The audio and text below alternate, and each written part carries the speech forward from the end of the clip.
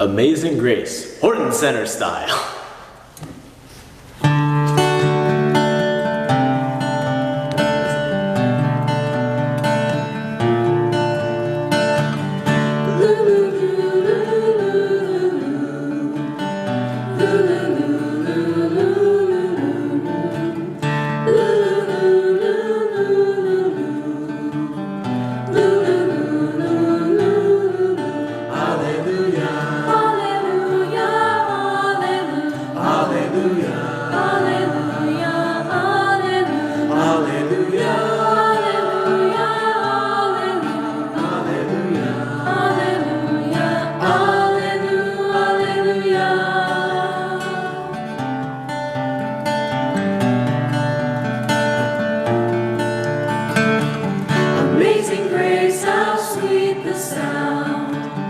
Saved a wretch like me.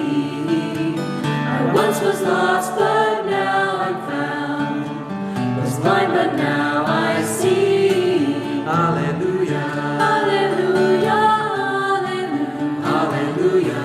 Hallelujah. Hallelujah.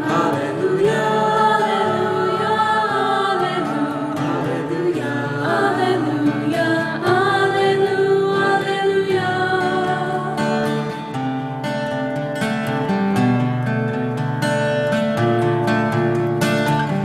Grace that taught my heart to fear, and grace my fears relieved. How precious did that grace appear, the hour I first believed. Hallelujah. Hallelujah. Hallelujah. Hallelujah. Hallelujah. Hallelujah.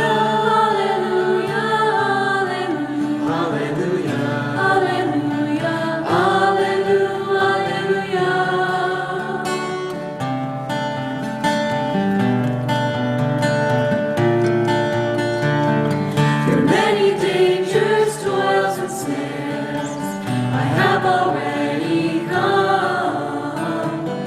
Grace has brought me safe thus far, and grace will lead me home. Hallelujah. Hallelujah. Hallelujah. Hallelujah.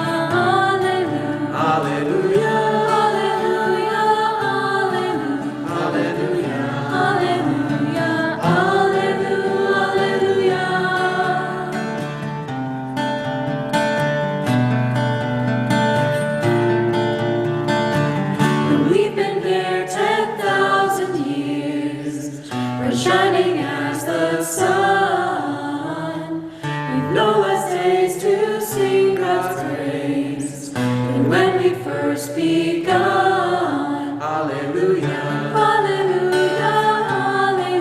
Hallelujah. Hallelujah.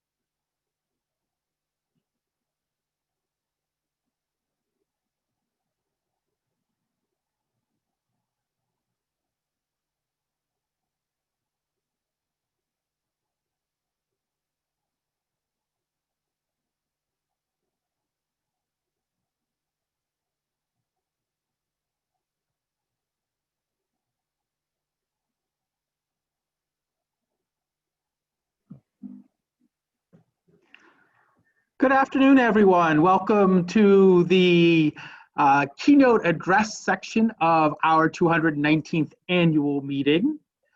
As we get ourselves ready to step into our afternoon festivities, I want to start with a couple words of appreciation. At the end of our morning session, Carolyn offered some thank yous.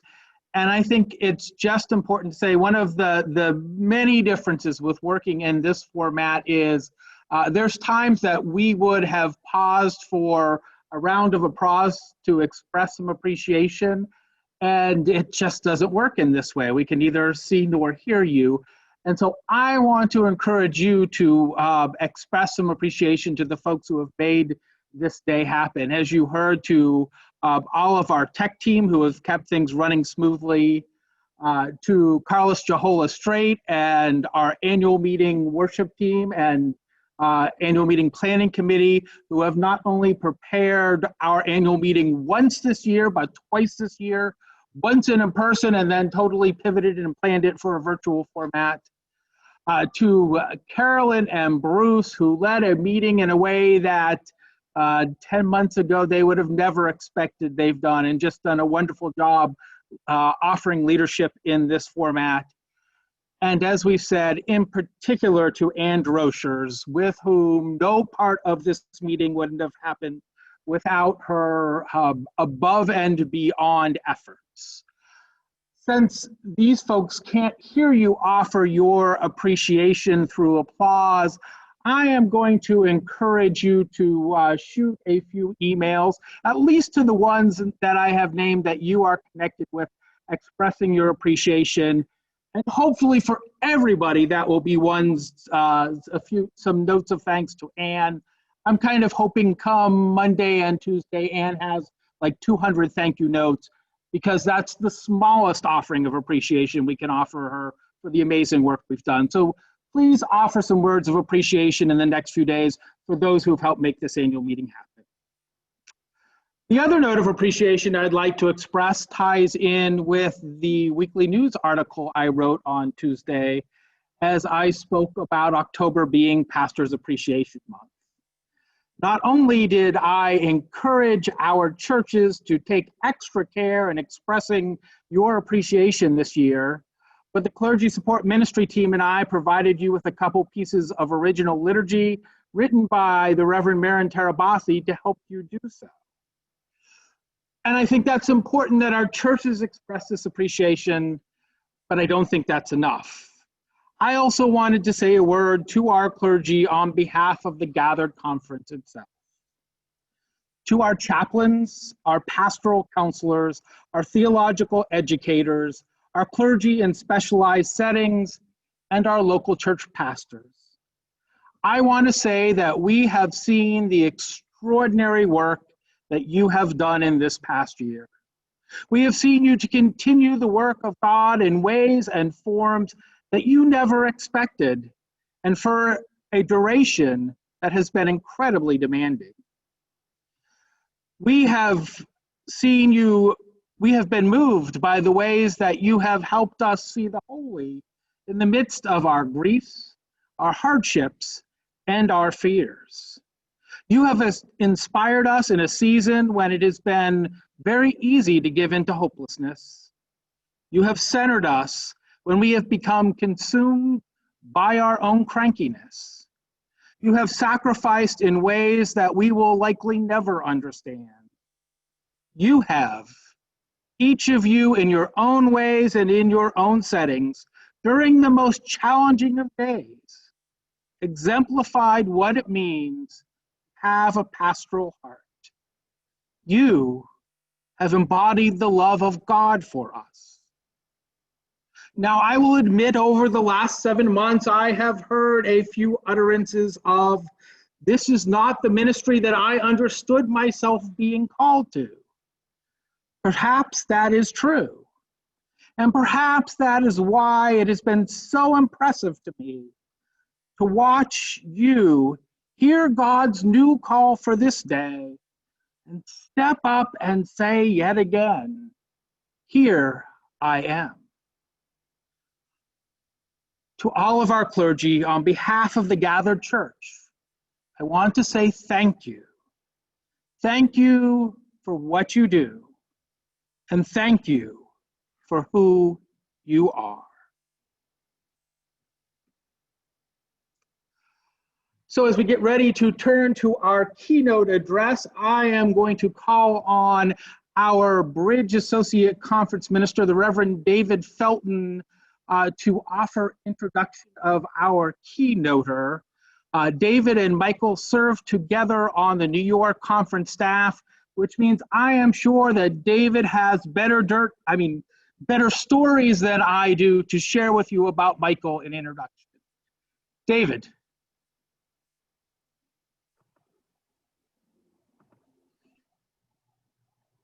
I'm still trying to figure out which ones to tell. But first, let me say, while we're talking about clergy appreciation, how much all of us appreciate you, Gordon, and your leadership and your caring in this conference. Thank you. Michael had asked you to listen to Wynton Marsalis before our afternoon session. And then after he said that, the youth from Horton Center sang. We heard him again singing just before this beginning this afternoon. And it reminded me of something that you probably do not know, but Wynton Marsalis was a member of the Pilgrim Fellowship at Central Congregational UCC in New Orleans. So he's one of us. This afternoon, Gordon and I were talking last winter, and he said, we were talking about who might be the keynote speaker. And Gordon said we were looking for someone who has done some particularly creative work in parish ministry. And I immediately thought of Michael Caine. We've been friends and colleagues for 20 years. As Gordon said, we first worked together on the New York conference staff. He was the regional minister for New York City. I was covering the other end of the state. But 11 years ago, Michael decided that he really wanted to get back into parish ministry. And so he went to Old First Reformed Church, UCC, in Philadelphia. Now, Old First Reformed is in the old part of Philadelphia. The church is located across the street from the Mint and about a block or two from the Liberty Bell and Constitution Hall. Michael's goal in that church was to reach out to the community. And the particular important part of that community were the homeless people. Now, the church had a homeless shelter and was doing a homeless feeding program. But Michael always believed that ministry is not to people, but with people. And so the first time I visited him in Philadelphia, we walked the neighborhood. Every homeless person in the area knew Michael. They all greeted him. And when he took in new members into his church, the new member classes always included some homeless people who were joining Old First Reformed. The first time I attended worship there, one of the homeless people provided the special music. And it was not what I expected to hear in church, but it was from the heart, and the congregation received it as such. You need to know something else about Michael. It fits with our morning discussion and our morning theme. He's passionate about social justice, and particularly his strongest passion is environmental justice. In the 20 years I've known Michael, he's never owned a car. He's never even had a driver's license because he doesn't want to leave a carbon print on this world. He uses public transportation and his bicycle. A few years ago, in the New York conference while we were both on staff. The theme for their annual meeting was environmental justice. And so Michael decided that the way he would witness to that was to ride his bicycle to the annual meeting. Now, he was in New York City and the meeting was in upstate New York.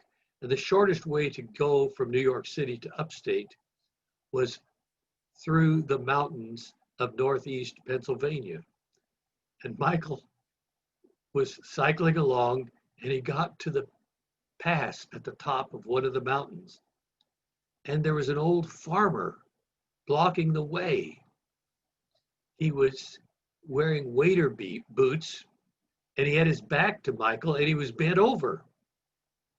So Michael just stopped and waited. And finally, the farmer stood up and turned around and faced Michael. And at that time, Michael discovered that he wasn't really a farmer, he was a bear. And Michael was too exhausted to go back down the mountain to retreat. So he just stood there staring at the bear. And the bear stood there staring at Michael. But finally, after a while, the bear lost interest and wandered off into the forest.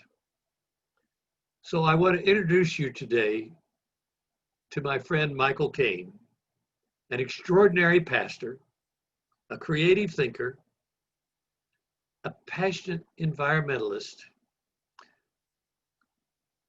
very good in relating with people, but only so-so with bears. Welcome to the New Hampshire Conference, Michael. We're glad you're here with us. Thank you, David. I feel kind of like I just heard my eulogy, and David has outlived me, but it's good to be with you all. Thank you for the Horton Center singers. I was really impressed. As Gordon said, or David said, I can't remember, but yes, I referred you to Wynton Marsalis. I did know he was UCC, but David stole that thunder. And, but I can't, if I couldn't find the permission so we could play that, I'm glad we had the Horton Singers to fill the bill. They really did. Finally, Gordon, thank you for essentially starting my presentation with thanks for pastors. It's completely appropriate always, church, but it's particularly important these days. There's actually I believe it's today's Still Speaking devotional is kind of a lovely ode to the work that your pastor does and how we do it, particularly in these times. So I echo your conference minister's appreciation. It's hard work.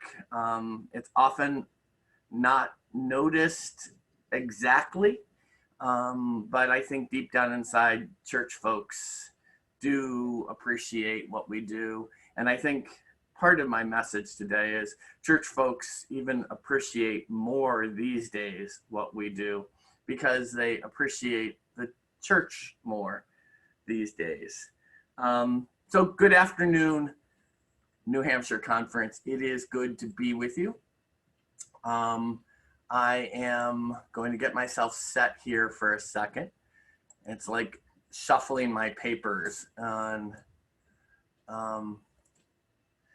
shuffling my papers if I were doing this the old-fashioned way. But I want to thank you all for this opportunity, actually. It was fun to kind of take a minute and step back from the demands of ministry these days. You, like me, are kind of scratching our heads and trying to figure out how to do all this. And lay folks may not realize this exactly, but us clergy folks have already started thinking about Christmas and how we're going to figure out all of that too. It's mind-boggling in a way, but exciting in a way. And I thank you for giving me the chance to step back and kind of think about what we're doing and hopefully have something to share with you. I want to get right into it because I think that this period in church we're living through is really important. And we who are living through it, the pastors and the lay leaders, we need all the help we can get. So I want to dive right in, if that's okay. I know I was listening in to your morning session. It was long, but really impressive, both in the work you got done, but their ability to do it in this new format so smoothly. And then we had the lunch break. I hope you all took care of yourselves and had something healthy to eat and got a little break from church. And now I have this tough after lunch slot when with full bellies, we kind of start to get sleepy, but I'm feeling some urgency, and I hope I can share that feeling with you, because I know there are a lot of different reactions to the current reality of church during COVID. I've heard folks, church folk I trust, on one side of the issue say there's no church when we can't gather as the body in person.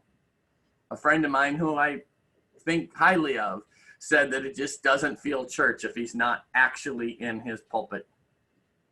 I've heard other leaders suggest that after online COVID worship, where things are better, things can happen that never happened in the sanctuary, they wonder if they'll ever need a church building again. Now, I'm actually too smart to take sides on either of those extremes.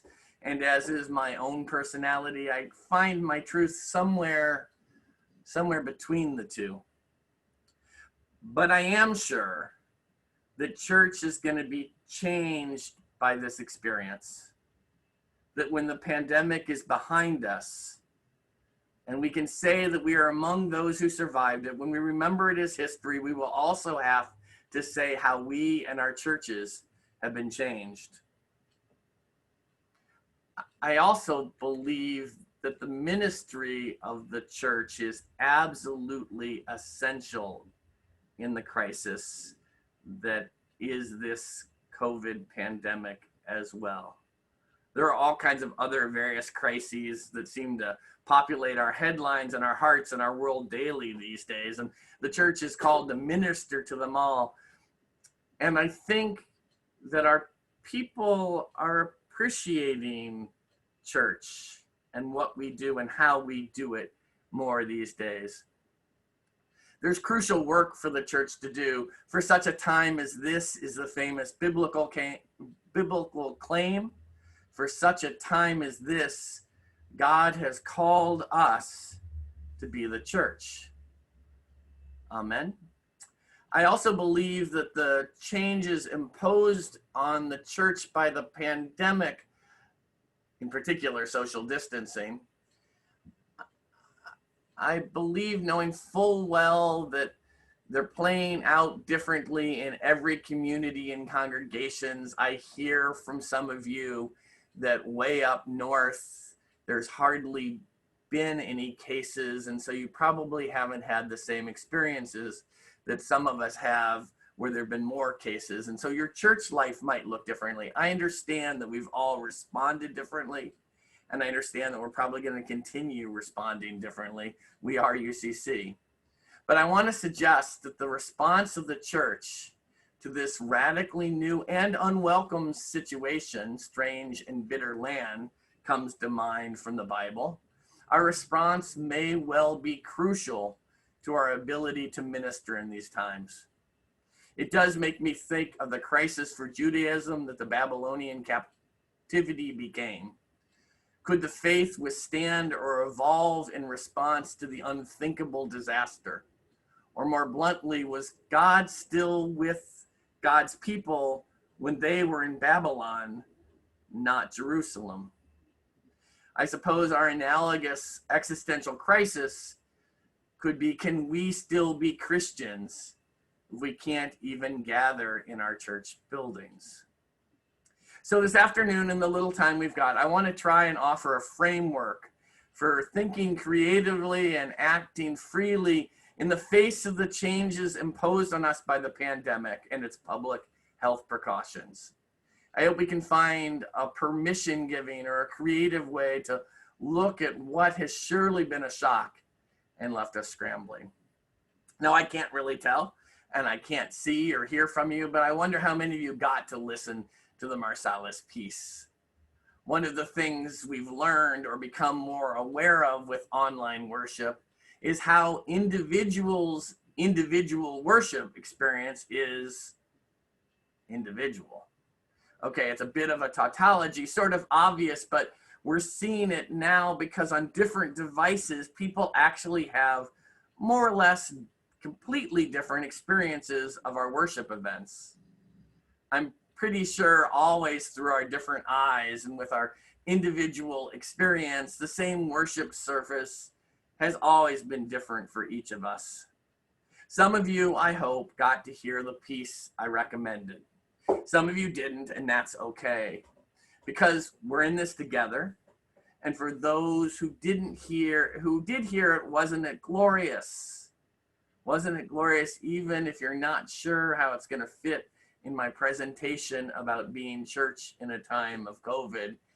Wasn't it glorious, even if you're not sure how it's going to fit, even now that you know that Wynton Marsalis is UCC? Let me explain then how I don't have a ghost of a chance with you might connect with your local ministry. It begins with something that happened in my New York days, curiously, just weeks before 9/11, to go back to, I guess, the last big national calamity. Could any of us have guessed then how much the world was about to change? Could any of us then have guessed how much the world was about to change? What I'm opening with might sound far from where we find ourselves now, this jazz kind of song, this classic jazz song, a whole world away from this church setting of a conference annual meeting, although we do have Duke Ellington in worship tomorrow morning. And if we think about how much has happened and changed since 9/11, our whole world away from the innocence of those pre-9/11 days, compared to our situation now, we've, I don't know, grown a little colder and older and perhaps more cynical. But I have what I think is a helpful illustration. It was an epiphany of sorts for me. What I'm going to share with you was reported in the Atlantic Monthly in 2003 in an article by David Hadju. Hadju is a Columbia University journalism professor. He was also the music critic for the New Republic and is music editor for The Nation. In his article entitled Wynton's Blues, he's describing something that happened a few years earlier. It was late August in 2001. And Wynton Marsalis was performing at the renowned Village Vanguard on 7th Avenue South, right below 11th Street. Hadju was present in the audience. Marsalis was playing the ballad, I bet you can guess, I Don't Stand a Ghost of a Chance with You. But he wasn't with his quintet, he was playing it solo, unaccompanied. It's a longish piece, going from 8 to 11 minutes, depending on how the artist performs it. It's something about the improv in there. Interestingly, you can find that much variety even in performances by the same artist, even on YouTube if you look. The one I pointed you to was about an 8-minute recording, but the next one that comes up is over 11 minutes. Now, at the most dramatic point in Marsalis' performance that night, in his conclusion, as he was bringing it home, as they might say, someone's cell phone went off. Okay, so that's not so distant from our recent church experience, at least when we're in person in our sanctuaries.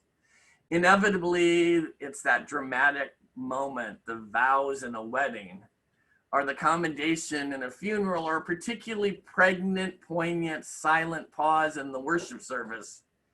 And all of a sudden, someone has forgotten to silence their phone, and someone else called at the perfectly inopportune moment. Hadju described in detail what happened. The phone rings. Marcellus paused for a beat, motionless. I kind of imagine him with his head down on the end of his horn, and his eyebrows arched. Haji writes, I scrawled on my sheet of paper, magic, ruined. The cell phone offender scooted into the hallway as the chatter in the room grew louder. Still frozen at the microphone, Marcellus replayed the silly cell phone melody note for note. Then he repeated it and began improvising variations on the tune. The audience slowly came back to him. In a few minutes, he resolved the improvisation, which had changed keys once or twice and throttled down to the ballad of a tempo, and ended up exactly where he had left off before the interruption. At the end of the title line, I don't stand a ghost of a chance with you. He stopped playing. The ovation was tremendous. Duke Ellington once said, a problem is a chance to get to do your best. A problem is a chance to get to do, a problem is a chance you get to do your best. Ellington would have been proud of Marcellus that night. Now, church, I came to this metaphor, church, in a time of COVID as improv a few weeks ago.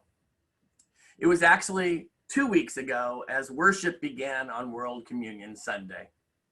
I'd realized that online we could actually gather Christians from around the world for worship and communion.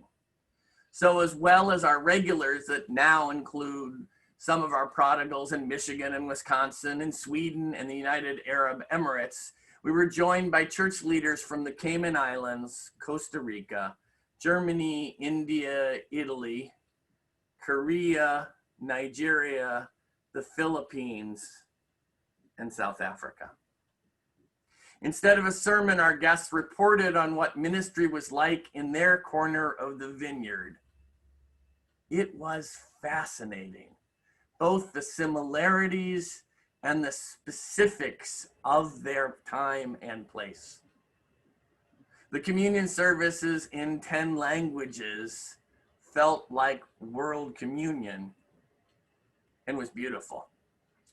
Of course, worship ended up lasting an hour and 42 minutes. I know because someone was timing it. My longest service in over 11 years at Old First. But you know what? The pastor didn't get in trouble for going a few minutes past noon. People said that they were so engaged, it was so interesting.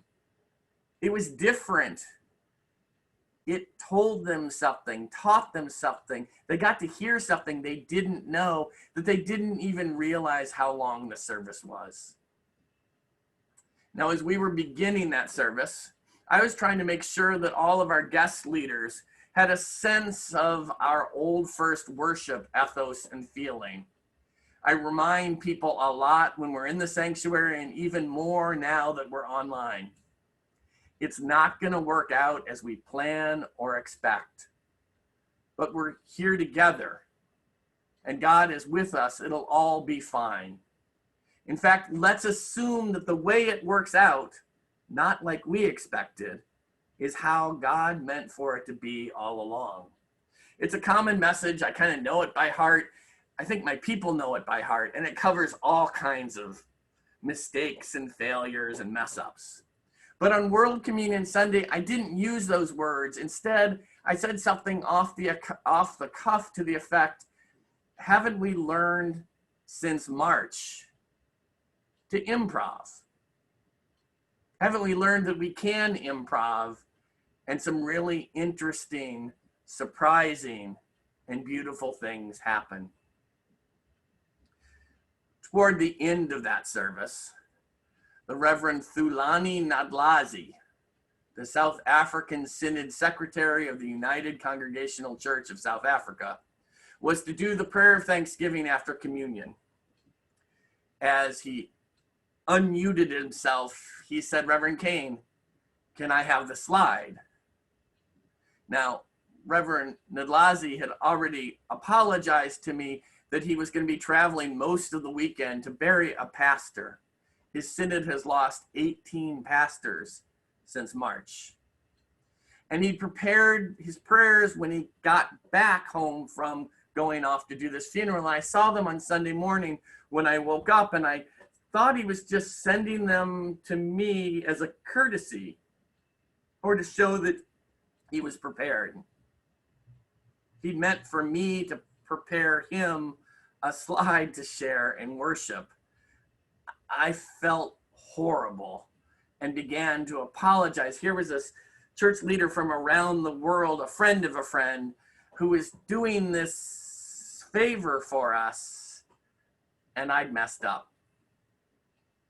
He just laughed, this deep laugh, and said in his beautiful South African accented English, "That's okay. It's old first. We'll improvise." It was for me actually an epiphany to kind of have my own words quoted back to me. I suddenly recognized a much deeper truth than I had seen before. We have been improvising since March. And apparently we're good enough, at least have enough confidence in ourselves improvising, that others can trust us and try too. Magic ruined, or a chance we get to do our best. That's what I want to speak with you about today. Improvising church in a time of pandemic.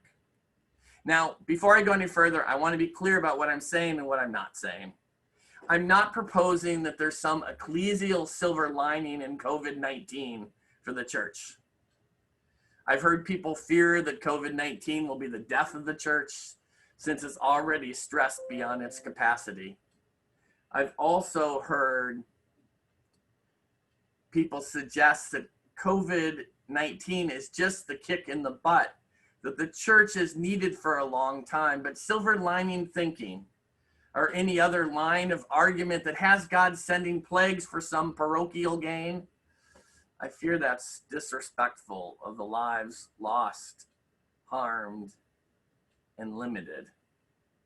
I know we all do it. I find myself doing it, looking for the bright side, some unexpected benefit, something to make myself and others feel better. It's human enough, kind of an emotional balancing act to try and find an upside to calamity, or at least to try and make some sense of it. But no, church, I'm not proposing that either this pandemic or the public health measures enacted in response are an opportunity sent to us in the church.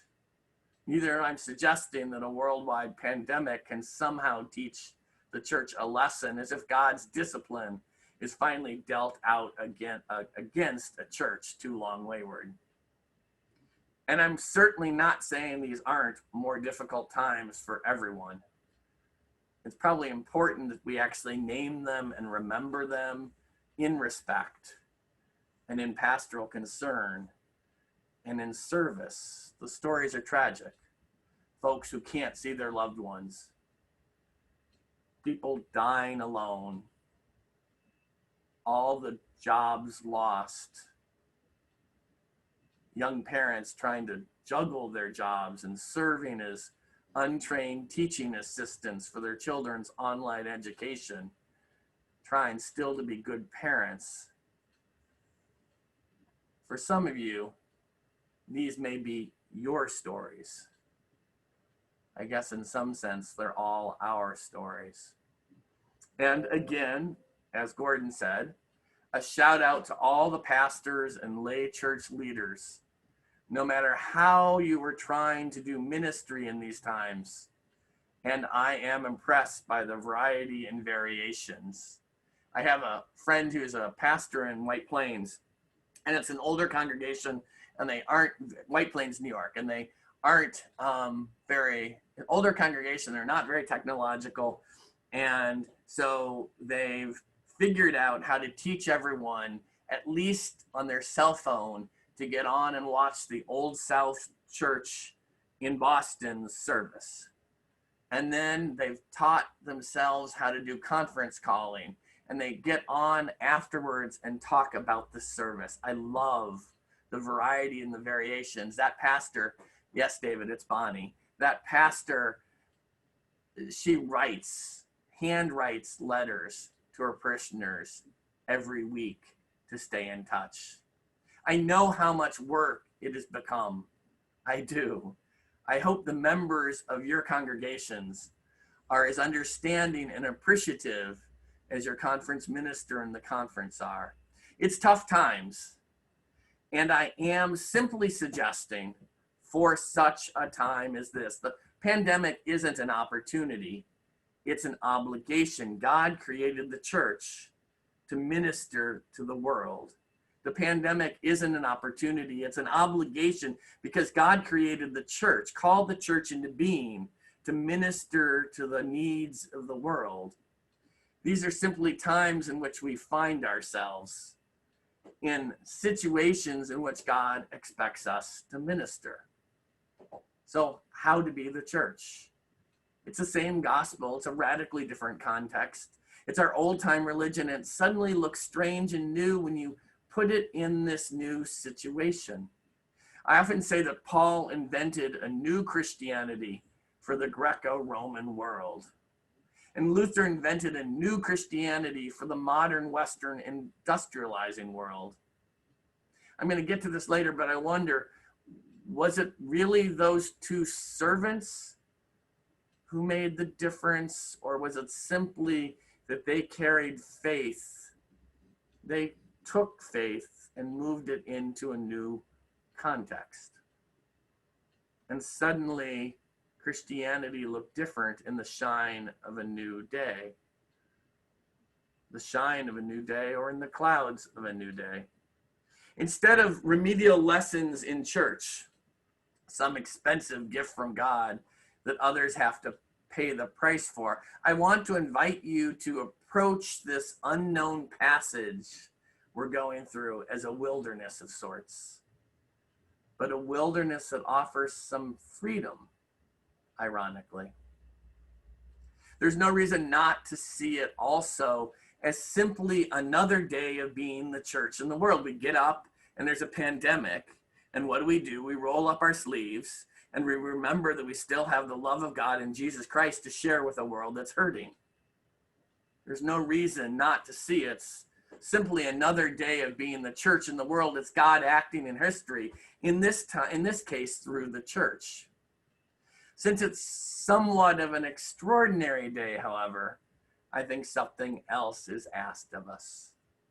The incarnation makes it pretty clear that God never meant for us to somehow spiritually transcend the material conditions we find ourselves in. God sent Jesus because our secular lives and our world are not cut off or less important than our sacred lives in heaven. As followers of that Christ child born into the world, we're to ask ourselves about and figure out how to be a Christian, how we are to be the church, what faithfulness looks like in whatever situations we find ourselves in, what's ministry for the here and the now. Now, we're not that far into the presentation, but I've already come incredibly close to kind of stealing my own thunder for tomorrow's message in the sermon, to what I believe the text you all have chosen is saying to us. The church isn't about some perfect formula. There's no perfect formula to do church in COVID. Church isn't about fulfilling this or that distinct, limited, or limiting requirement. There's no rule that says we have to be worshiping in our sanctuary to be the church or to be faithful. No, God is asking much, much more of us. God expects us to be faithful everywhere and always, wherever we find ourselves, on the days when it's easy to be faithful and on the days when it's really difficult to be faithful because you'd like to do something else less faithful, or because you don't even know what faithfulness is. Church isn't about the building or the worship service per se. It's not even about the time we spend consciously being Christians, although even for us pastors, that's probably not as much time as it should be. Instead, church is about how our faith informs and transforms our whole lives and our communities, and how those lives and communities become instruments of God's will in the world. At Old First, we introduce the scripture readings each week with short framing narratives, a bit of help for listening for what you might hear the Spirit saying to the church. I had our ministry team that prepares those introductions write them for our text and worship tomorrow. It's also our tradition during COVID that I write a daily fear not, but the elders were worried that that was too much. So on Saturdays, I send the introductions for Sunday worship out to our people as our fear not. So as a little bit of advertisement, to give you a foretaste for coming to church with the conference tomorrow, but just treating you the same way that I treat my own congregation, I want to share with you the intros to the two passages that our worship's built around tomorrow. The first one is Isaiah. We're going to read a little more than just the verses that the conference planning team chose, Isaiah 58, 6 through 14. And the introduction goes like this. It's no good to fast unless we also feed the hungry. It's no good to clothe ourselves in righteousness unless we also clothe our neighbors in need. It's no good to seek God unless we also seek the well-being of those who suffer injustice. Let us do good, and let us listen for what the Spirit's saying to the church. And the second lesson, the gospel lesson, is Luke 13, 10 through 17. And this could be an introduction to it. Sabbath is for resting, not working. When work is harsh, burdensome toil under a hot sun or a cold taskmaster, rest is real liberation. Day and night for 18 years, a woman suffered the harsh burden of a bent back. Then one Sabbath, Jesus healed her.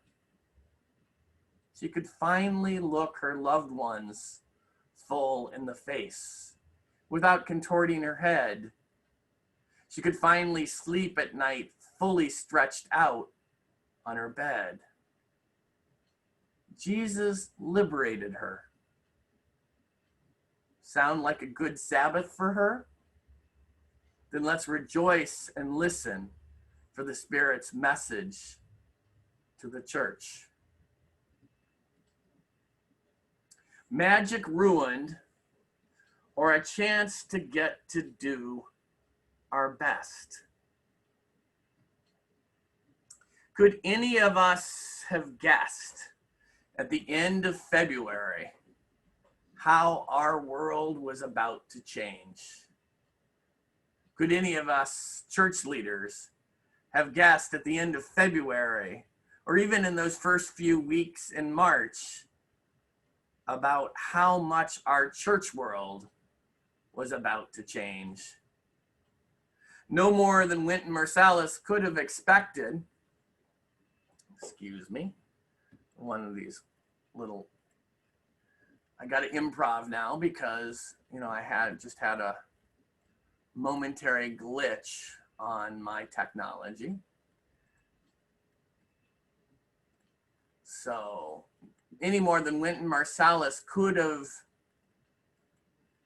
guessed how just 2.5 weeks after his concert, just 2.5 miles south of where he was playing, the World Trade Centers would have been destroyed completely.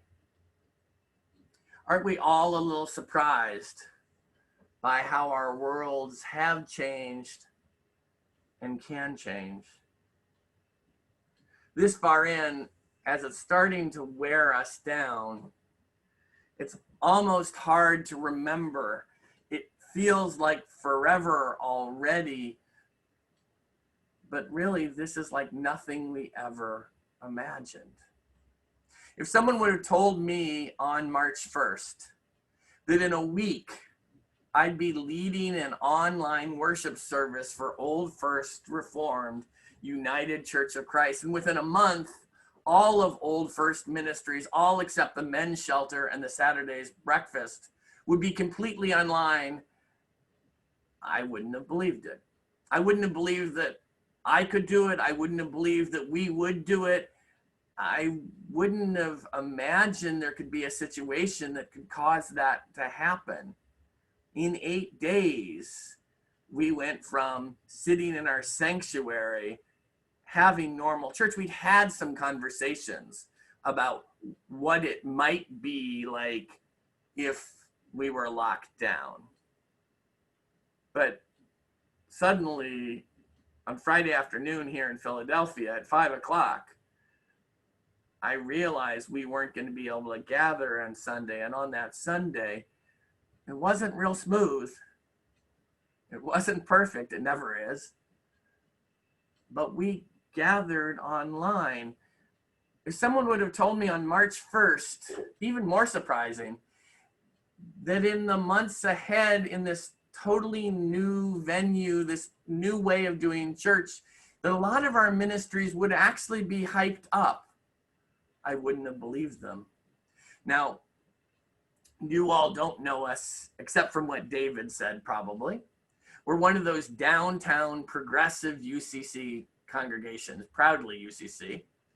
And we draw from the whole metropolitan area. It's a blessing of being a downtown church. But the other side is also true. No one really lives in our immediate neighborhood. That can kind of be a curse, because there's not someone to run over to the church building and do something when it needs to be done expected. Everyone lives far enough away that we have too much of our ministry on Sunday morning, and it's hard to get people here at other times, except weirdly for meetings.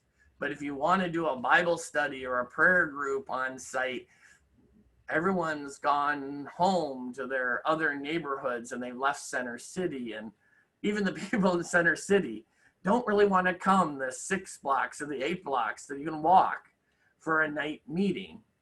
So we don't have all of the ministries that you might expect from a church like ours. We don't really have weekly Bible studies. We don't have formal prayer groups. They're kind of seasonal. But you know what? We have had them since March. We're also running 14 different small groups. We call them companionship groups because we were worried people were going to get isolated and cut off pretty easily. So we're bringing together about 120 people a week to check in and talk about their lives. And I always used to say that a characteristic of our close-knit church community was that we had to work harder. We had to work constantly at fellowship because people come from all over and we don't have any of the other supports that bring church folk closer together. We're not in one neighborhood. Our kids don't go to the same schools. We don't run in the same circles. We don't even run into each other during the week or in the grocery store. But the ministries that we've either put in place or transformed online in response to COVID, what we're doing, what we've done to recreate ministry, but in a new way, what we're trying to do to replace in-person hugs when we can't do them. It's actually, ironically, curiously, got to be a sign that God's in here somewhere and some evidence of the Holy Spirit. It's connecting God, it's connecting people in ways that what we had done before, as good as it was, never had been able to. Now, I hope, as their pastor, that as they're getting more connected with each other, these same ministries are actually connecting us more with God. It's not just that what church offers has changed. It's that people's receptivity has opened up. People are more open right now to even our kind of roll your eyes attempts to do something that doesn't quite work. They're appreciative, and that gives us some space. About 3 weeks into online worship, I said in a staff meeting, now's the time we should try anything, maybe everything, because we have the freedom. Because people are so appreciative of the energy and effort we're mustering to make this work, to keep them together, to be the church. Now, it's a bit out of character for we're a progressive congregation, but we're pretty traditional in our UCC worship forms. We kind of do the same thing Sunday after Sunday, but people are a bit tickled by things they've seen online now in worship that they never thought this church would do. I have one parishioner who has a sister-in-law who's very, very conservative evangelical, and it drives him crazy to hear the message when he has to worship with that side of the family for holidays and the like. So one Sunday I had a bunch of young people that wanted to do praise music before worship. And, you know, I knew it really wasn't exactly our style or what people wanted, but they really wanted to do it, and it's their church too. So it was Pentecost. I figured it was a good time to try it. So I let them have like 20 minutes of kind of devotional music before, and it was praisey, and they were dancing, and the congregation was so sweet about it. People were kind of standing up and looking a little awkward and uncomfortable, but they were trying. Well, we did something like that in online worship, and the man who has the sister-in-law who is a member of the conservative church that worships in a different way, he wrote me afterwards and goes, "Can you imagine? I was mad that you had a PowerPoint in the sanctuary one Sunday, and now we use PowerPoint every Sunday for worship, and you did almost praise music, and I kind of liked it." Folks, we have more room right now to try things if we have the boldness to try. Church, what if the forced changes of COVID are an invitation to improvise? What if instead of thinking about what we can't do or what we're missing or what we're longing for, we're missing a lot. You know, I haven't seen some of my parishioners since March. And man, if I'm their pastor, and some of them deserve some hugs for the things they've been through since March, but I can't really do that. But what if instead of thinking about what we don't have, we begin to think what we can do? It turns out I'm not the only one who's thought of this improvisation church connection. When I decided that I was going to organize this presentation around improv, when I found the article about Wynton Marsalis, I called Joffrey Black. Joff is our UCCers, we share in this, immediate past general minister and president, but for me and David, he was our boss in the New York conference and still a good friend. He's also a big jazz aficionado, sort of an avocational jazz scholar. So I figured he might be able to help me think about this. He liked the idea, and he got all excited, and he told me about this book he had called The Jazz of Preaching. Now, I'm not just talking about preaching, I'm talking about all of church as improv. But The Jazz of Preaching is a book written by Kirk Byron Jones. Reverend Dr. Kirk Byron Jones, an American Baptist pastor kind of right down the road from you guys in Massachusetts. And chapter 5 is titled The Freedom of Improvisation. Dr. Jones, he's actually in Randolph, Massachusetts. He's a former professor from Andover, Newton, and he offers 4 features of improv to be applied to preaching. I think he's right on target with all 4, but I find them just as helpful, stretched to include all the ministries of the church, particularly at a time like this. Before we get to them, a word about improvisation. The word comes from the Latin, meaning not provided or not foreseen, referring to the fact that improvisational music, for example, is not written music. To play improvisationally is to play with trusting openness, to let the music kind of go and flow.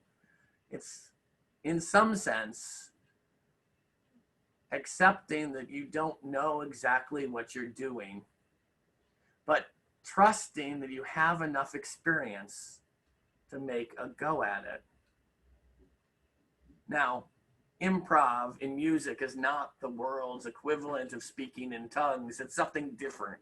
So I want us to kind of focus a little bit on what Dr. Jones says. He offered this literary improvisation as some sense of an answer.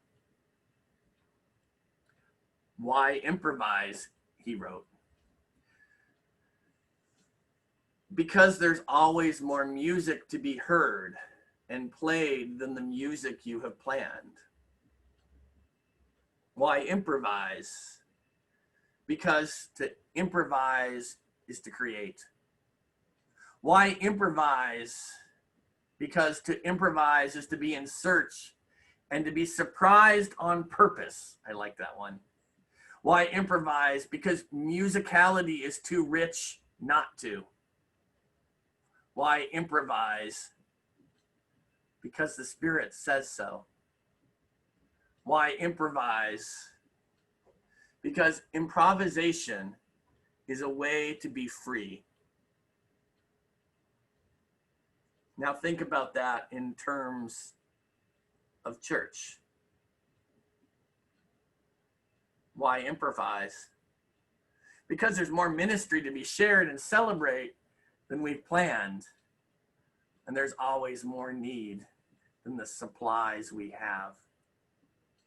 Because to improvise is to create, and if we're supposed to be in some ways doing the ministries like Jesus and following in God's will, shouldn't we be creating? Because the gospel is too rich not to. We hold it way too close to ourselves and don't let it go and trust that God's love is that good because the Spirit says so.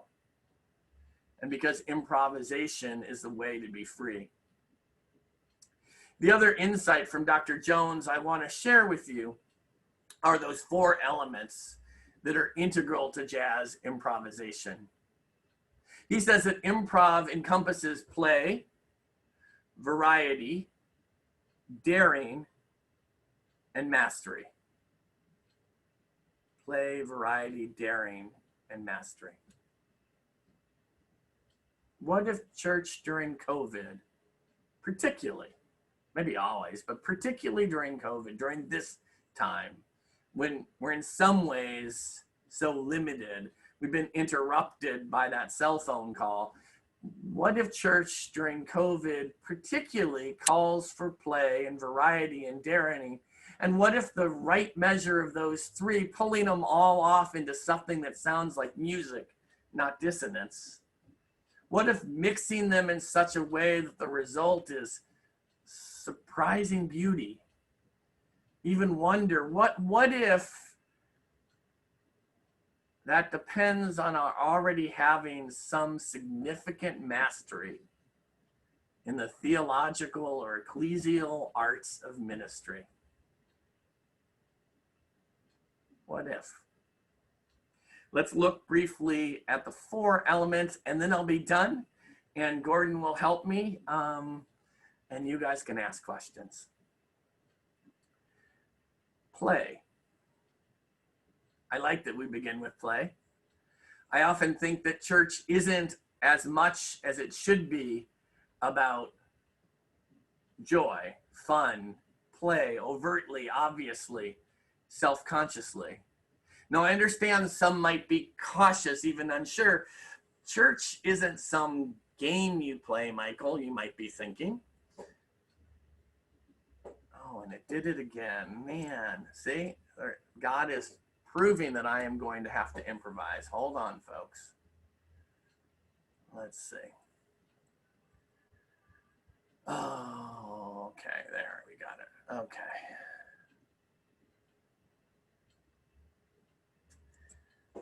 So where was I? Now I understand some might be cautious, even unsure. Church isn't some game you play.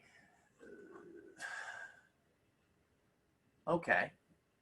But that reaction reminds me of 30 years ago when I was learning community organizing, and I answered a question in a training using the verb to play. I think I said something like, our assemblies and our actions, you can almost substitute our worship, need to be engaging. We need to play with the issues and the politicians in such a way that our people can begin to see their power. I still like the answer, but Ernie Cortez of the IAF jumped down my throat, insisting that organizing is not playing. Instead, it is deadly serious business that can make a difference between life and death. Okay. If some of you are thinking that about church right now, I agree with you. Actually, it's the presupposition of my presentation today. What we do in church matters, particularly now. And that's why we want to do it as best as we can. We're not just doing what we can, we should be doing as best as we can.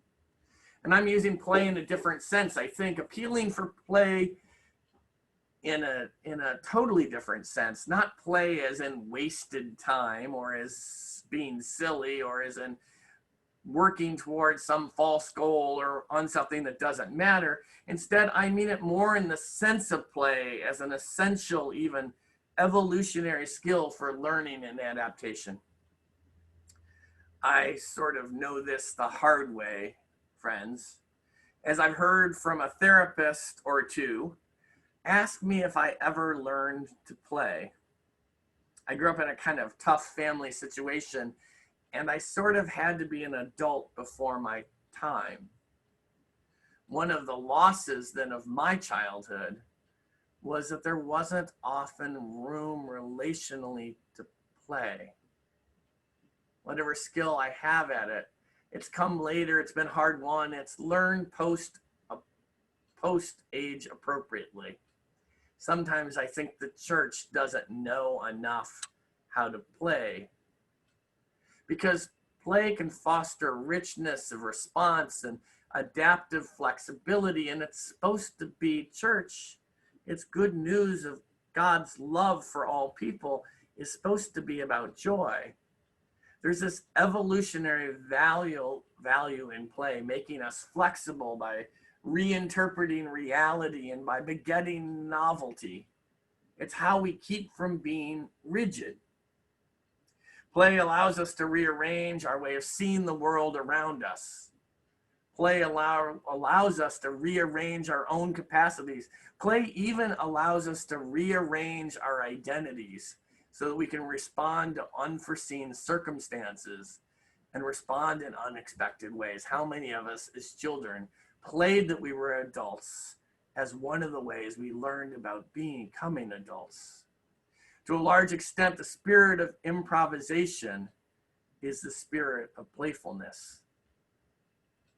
Have you ever experienced a sermon that was downright playful? I love humor in church. I love when people actually laugh. Sometimes I think the bar is really low because in church, almost anything that's even halfway funny looks side slapping or leg slapping, side bending funny.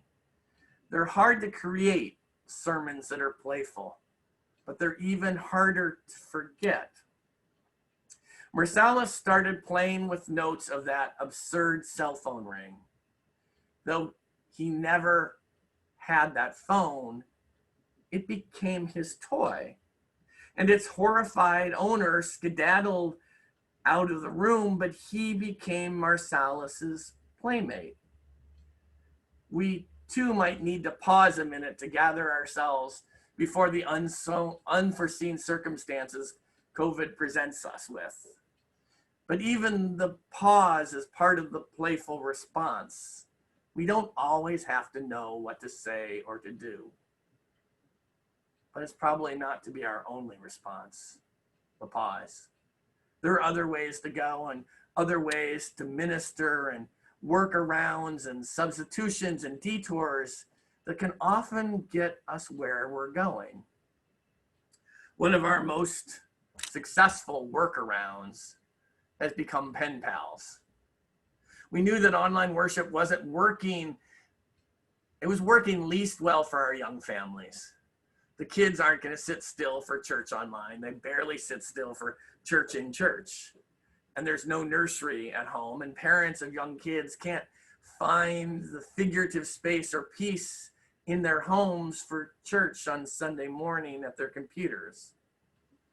We're lucky, blessed really, to have a whole crop of young families. So there's over 20 kids in early elementary school. Now, I've been doing children's Bible stories, story time on Zoom. That kind of works. And I'm trying to figure out how to make rudimentary teaching videos for the families. Then they can do it on their own time, not when I'm on Zoom.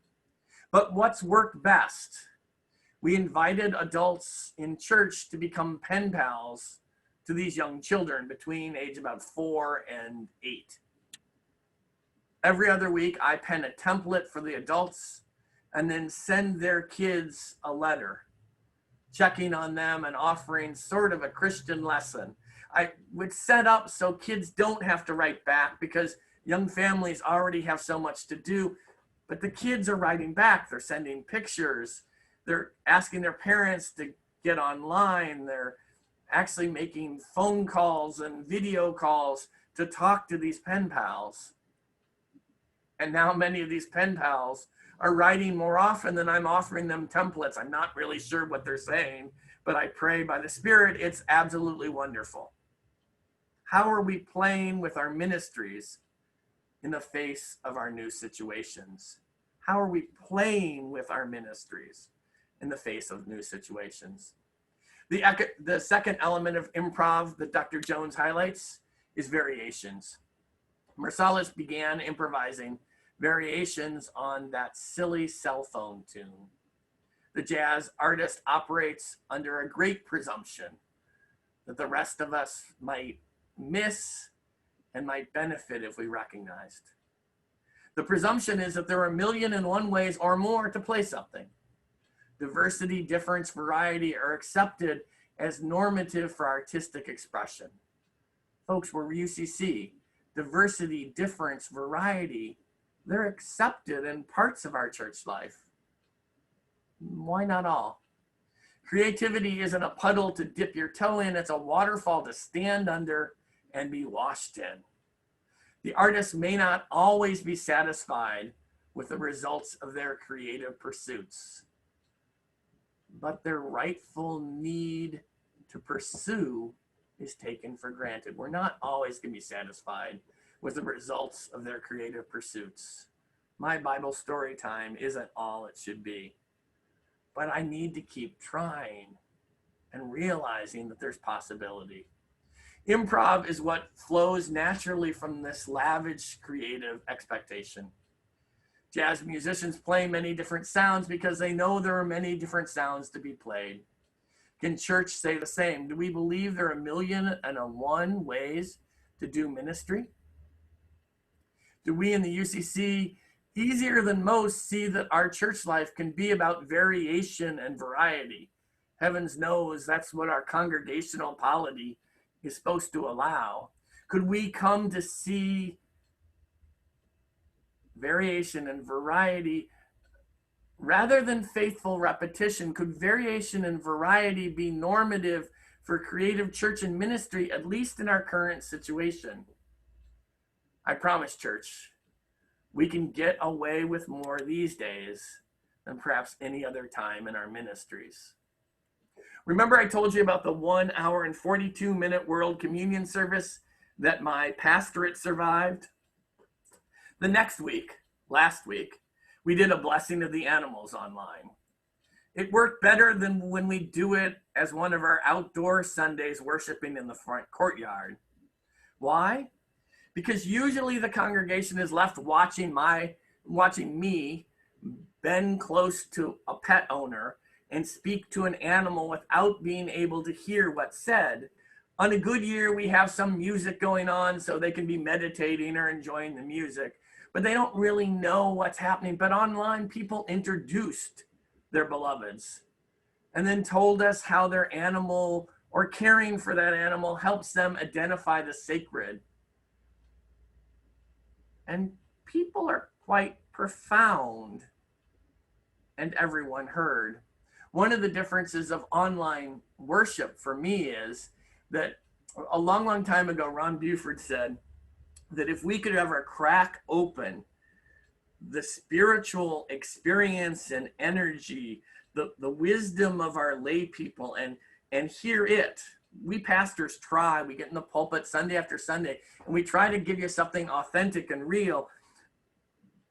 But there's a whole group of people in that room. And if we could find a way, Ron said, to share the power of people's real spiritual lives, the church would come alive. I don't know about you, but for me, that's a little easier online. When we pass a piece online, I ask people to simply share if they've had an experience or an insight recently that inspires them to want to share God's love further. And you should hear the stories that come up Sunday after Sunday, even from some of my shyest people who would never get up and stand in front of 125 or 150 people in worship, will do in front of the same size group online or louder or bigger, will in fact get up and tell you the most poignant thing that's happened to them or that they've thought. So these people were telling us about their pets and how they help them identify the sacred. And the service lasted 1 hour and 40 minutes. Second Sunday in a row. And I still have a job. Though I admit, I told my guest preacher for tomorrow morning, really, it would be good if you're done by noon. What can you do differently? What do you have to do differently? But don't feel it as something's been taken away from you. Feel it as permission to act differently and to celebrate that. What if instead of thinking about what you can't do in the current situation, you flip the question and ask what you can do? Which brings me to the third element. We're almost done. Daring. Miles Davis wrote about his largely improvised recording of Kind of Blue, the best-selling jazz recording in history. Davis wrote, "See if you put a jazz musician in a place where he has to do something different from what he does all the time, then he can do it." He's a jazz musician. But he's got to think differently in order to do it. He had to use his imagination, be more creative, more innovative. He's got to take more risks. Davis continues, this jazz musician's got to play above what he knows, far above it. And what that might lead to might take him above the place where he's been playing all along to the new place where he finds himself then, and to the next place he's going, and even above that. Kind of reminded me of Jacob's ladder, because then anything can happen, and that's where great art and music happen. Daring was what happened in Marsalis's pause after the cell phone went off. Daring was what happened when, as Haji wrote, the audience slowly came back to him. Daring's what happened to our pastors and our lay leaders the morning after we learned that we weren't supposed to gather as we always had. And we began coming up with alternatives, different ways that we were going to continue to be the church. Marsalis went out on a limb. He dared to believe that his creative risk could be beneficial for all involved. How many of us in the last 6 months have gone out on a limb, worried kind of that we're going to make fools of ourselves or fall flat on our face?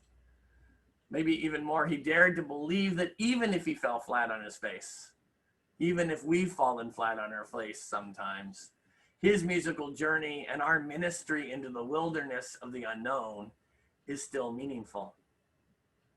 Church, do we dare to admit that we weren't what we weren't? Do we dare to admit that what we were doing won't work in our present situation, or even deeper? Will we dare to admit that what we have been doing hasn't been working all that well, even before this COVID crisis? More importantly, noticing the problem, do we have the audacity and the courage to try something new, to go out on a limb, to take advantage of whatever space God or our church or we ourselves are giving ourselves? To believe the risk involved in the ministries we undertake will be a blessing to everyone. To believe the risk involved in the ministries we undertake will be a blessing to everyone involved, and maybe even to more.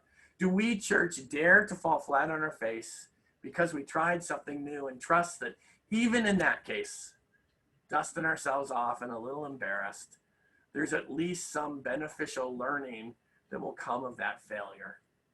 Sometimes I think we play a destructive mind game with ourselves. We hype up the risk in order that whatever we're thinking about is so scary that we don't have to try it. My father-in-law used to talk about liberating catastrophes. The Jews in the Babylonian captivity didn't have to weigh the risk of interpreting their faith. They'd lost everything when they were marched out of Jerusalem and the temple was destroyed. It's almost as if they had nothing else to lose. Now, I'm not sure our situation is that dire yet, but there is a parallel. When church, as we've known it and done it, cannot work all of a sudden, we don't really have as much to fear about trying something new. So I've arrived at the last element, mastery. And really, church, maybe I have more faith in you than you have in yourselves, but I want this one to be a pat on the back. Because jazz improvisation is not just playing music magically, as if your hands or your lips or your breath or your voice suddenly get a mind of their own and take over. It's not just the spirit taking over the musician and doing something beyond his capacities. Rather, it's the spirit taking all of the musician's skills and knowledge and practice and experience and making something more of them all. Mastery. Improvisation involves surrender, but also thought. Marsalis was figuring out, the writer said he resolved his improv. He was figuring out how to get from that absurd cell phone tune back to the song he was finishing. Improv is formed by intuition, but it's also framed by musical experience and practice, spontaneity and preparation. Actually, improvisation is made possible by dedicated preparation. The best jazz improvisationalists draw from deep wells of notes, phrases, songs, and performances they played over and over again, alone and with others. Improv happens on the backside of practice and tradition. It uses forms well known in new ways and transforms them. Let me say it again, because this is where it applies to church. Improv happens on the backside of practice and tradition. It uses forms well known in new ways and transforms them. New Hampshire Conference. I have every confidence in you all that you know church. You know church well. You know how to do church. You know how to do ministry. You know how to minister to people. Well, we know how we've done it. And we have all that deep well of experience and knowledge and practice. And we bring that to the improv that we're supposed to do. We know why we've done ministry. We know how we've done ministry. We have those strong notes, those clear traditions. You have the mastery you need to improvise now through this situation and its interruption. COVID's interruption looks like it's gonna continue to interrupt the church as we've known it for some time. Not as quick as a cell phone in the concert or a cell phone in the congregation, but the same question we're left with. Magic ruined, or a chance to get to do our best? Brothers and sisters in the UCC and the New Hampshire Conference, I think with some improvisation, we've got the chance to do our best. Amen. Gordon, I could go on, but I think that's enough, and people should have an opportunity to ask questions. Very good. Well, first we want to thank you for your witness today. I don't know if you can hear all the applause in Philadelphia, but in central New Hampshire, I can hear everybody's applause. So it is happening. Just want you to know. Thank you. Friends, we have about 7 minutes left together. So I am going to take 2 questions. If you would like to hit the raise your hand button, we will take the first 2 I see and offer those to Michael. I would remind you that you have an opportunity in the worship service that'll be made available tomorrow to hear more from Michael. So he just might answer your other questions in the sermon if you don't get to ask them today. So does anybody have questions you'd like to offer?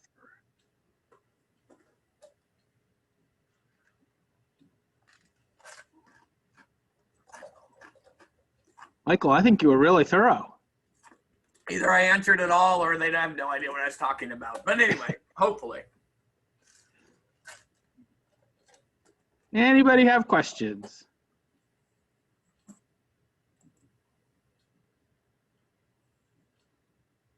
Well, then I think we won't push things too far. I think people have a lot to chew on, and we will let them chew on that. Amen. But do you have any questions for yourself, Michael? I've got lots of questions for myself. Okay. But you guys don't need to hear them. I'm sure you have your own questions. Oh, So. I think I have one. Okay, we have one that's being written. And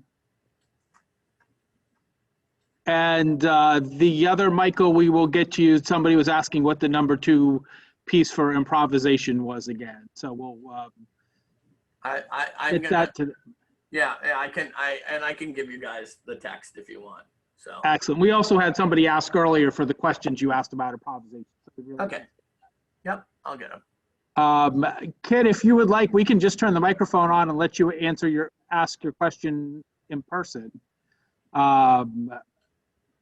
James Allen, can we do that for Kit? I'm on it. This is Tim. James is not with us this afternoon. Oh, that's right. I knew that. I'm sorry, Tim. No worries. I don't know. I turned it on here. Does that make a difference? We can hear you. You can hear me? Yes. I wanted to thank Michael so much for his words, wise words of wisdom, and the fact that he's added so much creativity, ideas and creativity to his message. I was in the process of writing my pastor and asking him actually not to open the church, because I think there's a lot more room for us to be creative in that way. I think the other option would just be too premature and not in our best interest. So thank you, Reverend Michael Caine, for your message.